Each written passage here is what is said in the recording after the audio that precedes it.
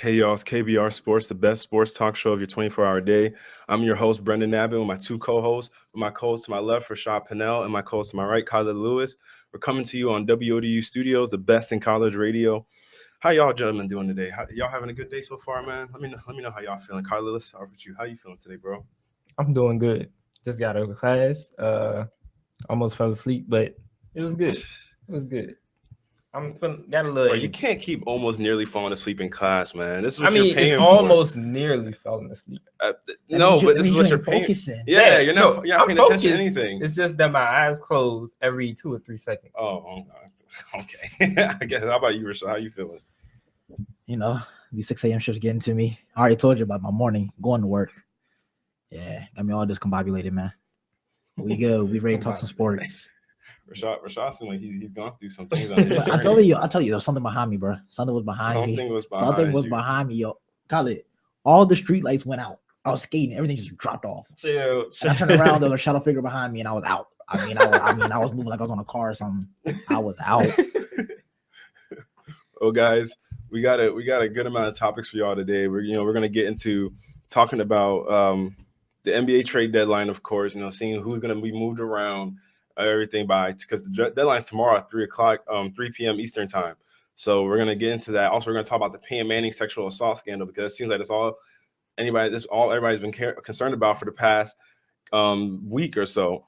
And then we'll also you know what I mean. And then we'll also get into how everything's looking after the All-Star break for the Golden State Warriors, because they technically just can only lose 5 more games from this point on, and they play the Spurs 3 more times and the Thunder 2 more times. So we'll see how we talk about how we feel about that, and then we'll also get into the Mount Rushmore of sports. This is like the culmination of every sport. Who is the best? Remember, Mount Rushmore only got 4 heads now, so it's talking about who's the most impactful and most polarizing figures from whatever 4 sports that has had the most impact on today's society and the sports world itself. But also, guys, we want to throw a shout out to the WODU Studios, because they're going to be having a promotional event at Work Release on next week, a week from tomorrow, Thursday, on February 25th. It's going to be a Throwback Thursday event, and for those 21 and above, it's free. 18-year-olds and older is going to be $5. But the address is 759 Granby Street, and it's gonna be multiple DJs there. DJ Nene is gonna be there, and it's gonna be Smee's gonna be there. Dan Stuckey, TMO Bile. I struggle to say these names sometimes, guys. I'm sorry. But yeah, it's gonna be partnered with WODU Studios and WIR. So y'all make sure y'all come out to support for that. And also on the 20th, we're gonna have an event here at ODU for the veterans. What was it? Veterans Health Fair. Yeah. So WODU is gonna be partnering with the Veterans Health Fair, and they're gonna be having an event here on the 20th. So everybody, make sure you come out and show y'all support.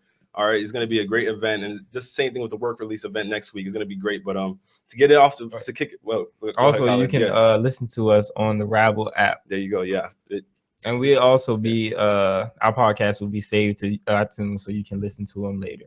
See, guys, this is why you can't do it by yourself. You can't do it by yourself. It's impossible. Okay, no matter what anybody tells you, you need help along the way. You need people to support you, and these guys are my support, and I support them the same way. So you got, you know what I'm saying? You guys, you can't get where you want to go on your own. But also to get also for anybody else who you also, if you want to subscribe to our YouTube channel where you can see our shows and everything, it's at KBR Sports. You see our past shows and everything, and future shows that we plan on having. And then subscribe to the WODU Live YouTube channel where you see other people's shows and our shows on there as well. And then you guys can also, like Khalid was saying, go on iTunes and listen to our past shows and everything. You can hear our past podcasts and everything. If maybe you're driving to work or whatever, and you're like, man, I need some KBR sports in my life. You know what I mean? Like, let me the perfect show to just listen to. Yeah, man. Just go ahead and pop in, turn on some iTunes. You know what I mean? I know everybody half the world got an iPhone, so you can't tell me you don't have iTunes. So, you be good. And then you can listen to us on Spreaker. You can listen to us on on Rabble, like Khalid was saying, yeah, like Rashad also said, you can listen to us on all those things. We got so many different outlets, y'all. We're trying to become worldwide here. Yeah. We're trying to expand. That's the goal. You got to expand. We already got our Latvian fans out here. We do. Yeah. Shout out to the fans in Latvia, man. I know y'all listen to us because of Christos Porzingis, but shout out to y'all because, man, those are some dedicated fans. They are. Man, y'all show love. They probably listen to us and they're like, these Americans sound so different. You know what I mean? Like they listen to us and they're probably like, man, these guys just sound so different. But I know they're talking about Kristaps. So. Yeah, exactly. They love the Kristaps talk. So shout out to y'all, man. Y'all the real MVPs for real. But to kick it off, man, start talking about Peyton Manning, guys. It's something that it's unfortunate we have to get into it. But if it's anybody else, we would also be talking about it for them as well. So we got to talk about this whole sexual assault scandal is coming up with Peyton Manning. Apparently, his alleged sexual assault because recently a Title IX lawsuit was filed against the University of Tennessee, University of Tennessee, where they say they had a very aggressive sexual system there, that kind of provokes sexual assault kind of thing. And in 1996, Peyton Manning was involved in an altercation with sexual assault where he had apparently. This is the story, but Manning has a different version of his own story. So apparently the situation that happened from the trainer's point of view is that Manning had put his genitalia in her face. But from Manning's perspective, he says that he was trying to moon a teammate. And then when he was trying to moon his teammate, he fell off the top because the trainer was looking at his heel. And then he said that he fell off the trainer's table and his stuff landed in the trainer's face. But then when that same teammate was asked about it, the teammate, didn't concur with the story. The teammate said, "No, man, that didn't happen. Like he wasn't trying to moon me." And so it makes Peyton Manning look some kind of way. And so now, once again, they settled it outside of court. Mm-hmm. That 1996, Peyton Manning and his family settled it with the trainer outside of court. But then in 2003, the Mannings wrote a book where they brought up the trainer's name and they were kind of like, name bashing her kind of thing. And so. And she sued them for defamation for trying to slander her name because she's a well-respected doctor. Mm-hmm. You know what I'm saying? And she has some clout in that profession. So the Mannings were kind of sliding her name in that 2003 book, even though they had reached a confidentiality agreement after the 1996 incident where she was forced to leave the university as a part of all that what happened. So the Mannings opened up their own can of worms again in 2003 for whatever reason I don't know. And now recently, the Title IX lawsuit, Manning was cited for the sexual assault thing. So now it's been reopened again. And now everybody's asking the question: is Peyton Manning the same guy that everybody's been talking about, that we all thought he was throughout all the years? Guys, let me hear what y'all have to think about it. Rashad, what do you think about this whole incident? I appreciate the summary. For everybody who didn't know what was going on, appreciate that. Yeah. So. I'm not gonna be the one to sit here and say Peyton Manning is the same guy he was, 20 years ago, basically, mm-hmm. because he was a kid still. He was a college student playing football, trying to live his dream out.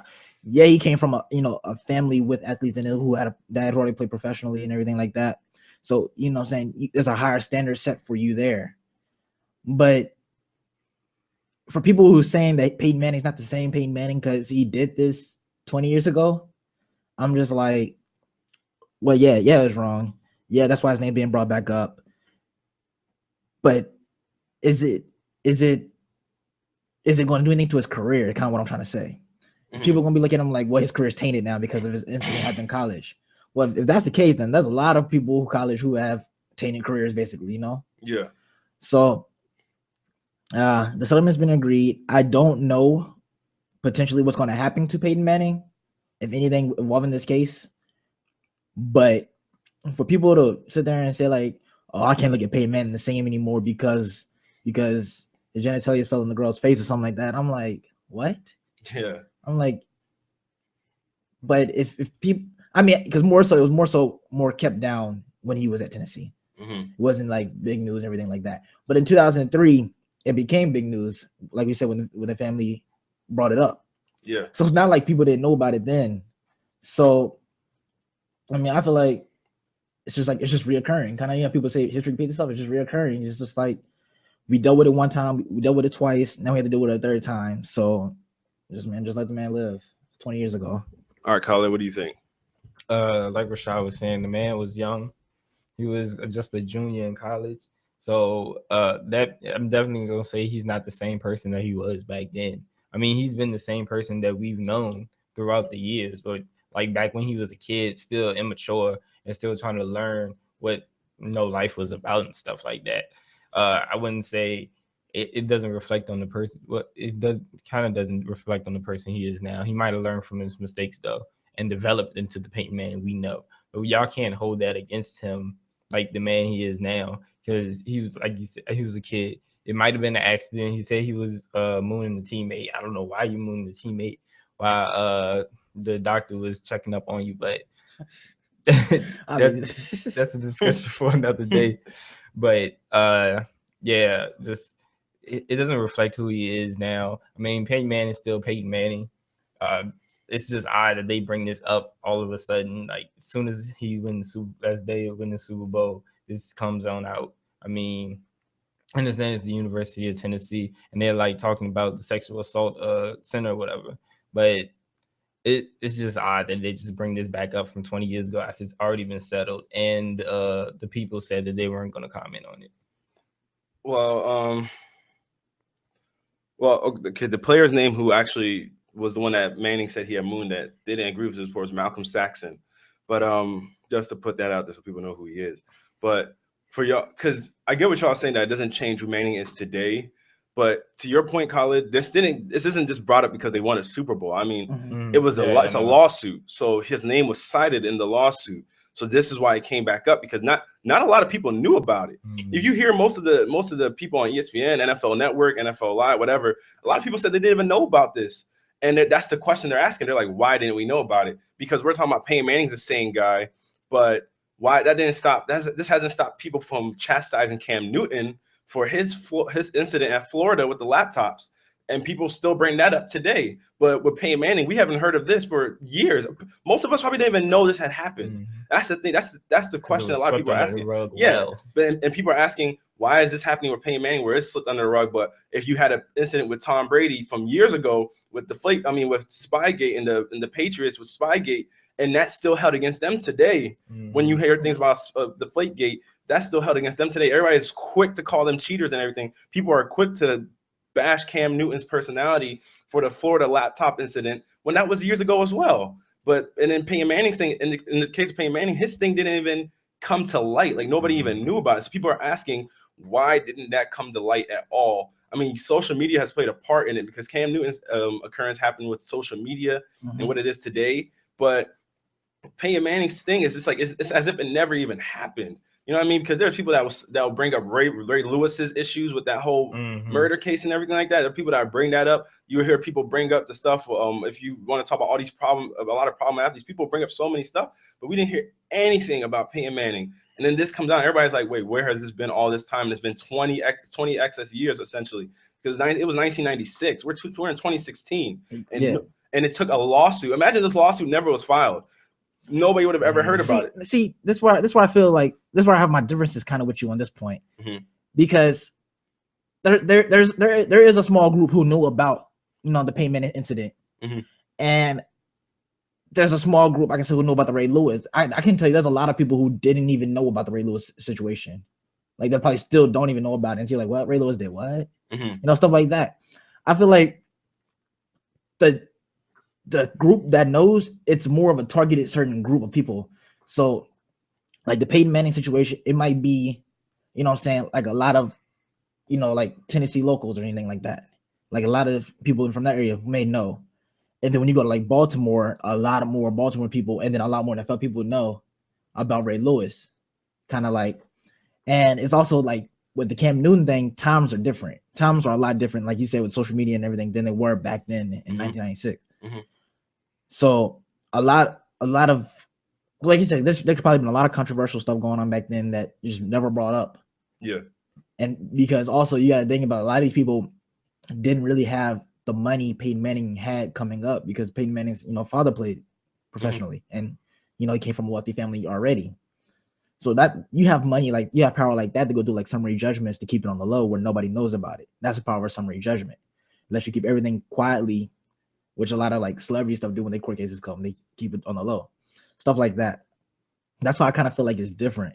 Now, where I feel like it's becoming a bigger issue now is because the way Peyton Manning is trying to cover it up now. Kind of how you said, like, with the, you know, you said he's mooning them, and then your friend like, yeah, bro, you didn't do that. Yeah. Like, I don't think who would sit there, like, I know there's only one person I know will probably do something like that, will sit there and like moon somebody while they're getting trained. That's my friend Hunter. That's like the only dude I know who would do something like that. Like, why though? Like, just to be reckless. That's crazy. That's like the only person I know. So like you don't sit, like, if a trainer's working on, you're not going to be like, yeah, you move my friend right now. So like, I don't know. Peyton Manning's trying to cover it up in the wrong way, and it's not working.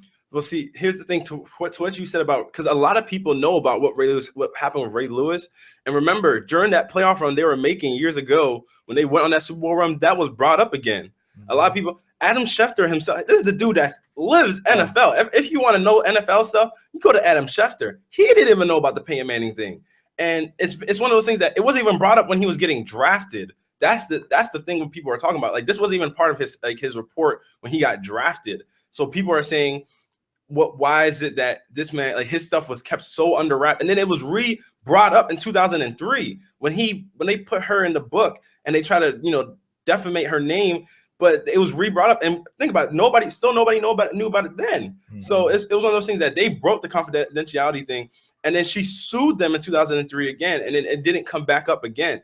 Like, nobody heard about it. So it's one of those things that people are saying, why didn't people pay as much attention to this? Granted that social media is on a different level today than it is now, than it was back then. But the media still covered Cam Newton's incident with, you know, intense coverage. They covered Spygate. They covered Ray Lewis. They covered Johnny Manziel. Like, everything Johnny Manziel now does, if he walks out of his house, I know. Like, everything Johnny Manziel does is in the papers to, like, an extreme extent. So people are pretty much just saying, if this was another player, not Peyton Manning, who's been the golden boy of the NFL for years, the guy who doesn't do anything wrong, who's always politically correct. Yeah, who's squeaky clean, who's politically correct. I think the fact that it's just the fact, because so many of these guys that even played with him didn't even know about this. And these guys have been covering the league for excess 20, 30 years. And they didn't even know about this happening. It wasn't even listed in his draft report. It wasn't listed in 2003 when I think he went to the Super Bowl a few years after that, but it wasn't even listed in 2003 when it happened. Then nobody brought it up. Then it just stayed under wraps. And I to your point, you did say that when you have a lot of money, you can make things go away. But it's the fact of the matter, because when you're a college kid, you're gonna get drafted. There's a report that people do on you that, I mean, people know about. They'll say things about Des Bryant's attitude or something like that when he was getting drafted, or they will say something about Jadeveon Clowney's work ethic, Randy Gregory's this and that, Jamie Collins this and that, Lyle Collins this and that. Like, they say so many different things in these draft reports that they're like, so why didn't this happen with Peyton Manning? Why was he exempt? Why didn't he, you know, get the same treatment as everybody else would have gotten? And if that's the case, why aren't we treating him the same way we've treated all these other athletes through time? Because what makes him better than anybody else? He's just another guy that's played football just like anybody else. I mean, he's been great. That's the truth. He's been great. But, you know, being great didn't stop us from bringing up Brett Favre stuff with just some text messages with a woman from the Jets, right? So why has it stopped us from bringing up this thing with Peyton Manning for so many years? We actually had somebody in actually our comments talking about it, saying they agree with us, and that basically, like, he doesn't buy a story either. He doesn't buy, you know, the mooning type story, but at the same time, he's like, it's just football, you know what I'm saying? So it's still just like, there's nothing to do with his football, like, tainting his career, because people are trying to go against saying his career is, like, you know what I'm saying, it's gonna take a downfall now because of it, like, his career ain't gonna mean as much. Yeah. And he also saying and I quote, ESPN actually told them to stay quiet about it when the whole story broke on Saturday. ESPN needs to look at their reporting and stop being biased. Yes. So you can't favor one guy, and then, you know what I mean? Like, you got to report everybody the same way, because if you don't, then it's gonna create this like, that's what makes people like Richard Sherman's and them mad. This is what makes everybody upset, because when Richard Sherman was being paraded as a bad dude because he was a smack talker, he was like, yo, y'all gonna talk about me? What about Tom Brady? Tom Brady talks just as much smack as I do, and he's a quarterback. I have to go out there and hit guys. Tom Brady, he's the guy I have to hit. I have to cover people that Tom Brady's trying to throw to. And y'all want to talk about me because I talk smack. Tom Brady talks just as much smack as I do. So this is the kind of stuff that makes other football players mad. You might say some African-American players as well, because if they feel as though they were in this situation, it wouldn't be the same. It wouldn't be the same. They would have got this same kind of, their stories would have been brought out into the light. Just like we talked about, like Rashad said, Cam Newton is a whole different thing, but we think about what's happened with Cam Newton over the past few weeks. This man walked out of a press conference, and it was 2 weeks ago, 2 to 3 weeks ago. People are still talking about it now. Peyton Manning was involved in a sexual assault lawsuit. And it's been 20 years, and nobody's heard anything about it until now. And it got reopened in 2003, and we haven't heard anything about it.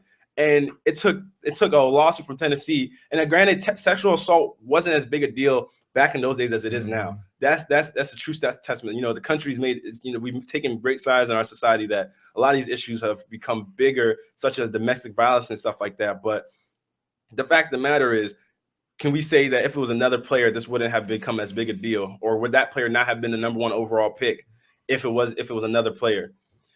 I mean, I feel like if the media loved him, then they would have got swept under the rug too. You never know. You never know. You never know. I mean, that ain't stop. The media loves Tom Brady, but at the end of the day, it ain't stop everybody from calling him. Well, here's the media loves Tom Brady, but then you have the people that hate the Patriots. So there's gonna be people that hate the Patriots because they win. Exactly. But so they throw Tom Brady. Here's the thing: Peyton Manning doesn't win as much as the Patriots. So he's just the golden boy of the NFL. Tom Brady and the Patriots have been to 6 Super Bowls since Tom Brady's been the quarterback. They've won 4 out of those 6. So I mean, you can hate them all you want. You call them cheaters. But they weren't cheating. They weren't cheating every six years that they went to the Super Bowl. My friends, I'm sorry. Every 4 of those times they won. They didn't cheat. I'm sorry. It's not. No. But see, that was I don't hold that really against Tom Brady as much, because that was a whole team collectively, except where they kind of try to isolate Tom Brady. That's the main one. They try to isolate. But think about it. Tom Brady wasn't even. It was Bill Belichick that did Spygate. Yeah, that's what I'm saying. See, that's what I'm saying. I know. I'm getting to your point. I'm saying, but think about that. It was Bill Belichick that was the headmaster of Spygate. But then people were so quick to call Tom Brady and Bill Belichick cheaters when Deflategate happened. People were like, there's no way Tom didn't know about the football's being deflated.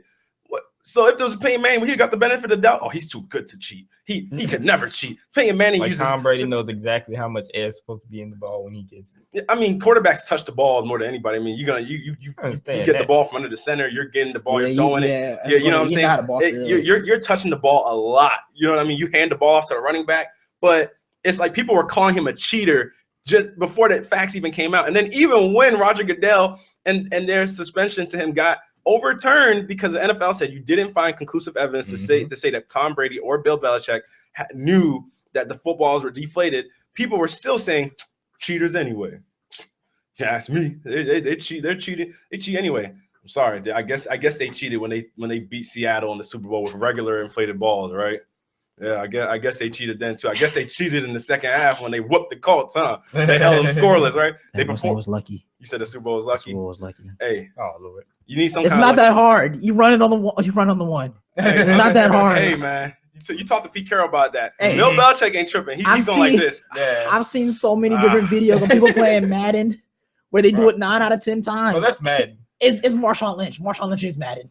But it's crazy because there's actually a funny stat released at the end of the year talking about how Marshawn Lynch on 3rd and 1 conversions and 1 yard to go, he actually wasn't as effective as he is with like 3 to 4 yards to go. I don't know why. It was a weird stat. Yeah, it was a weird stat that ESPN keeps tracking. You taking a 3 over a layup?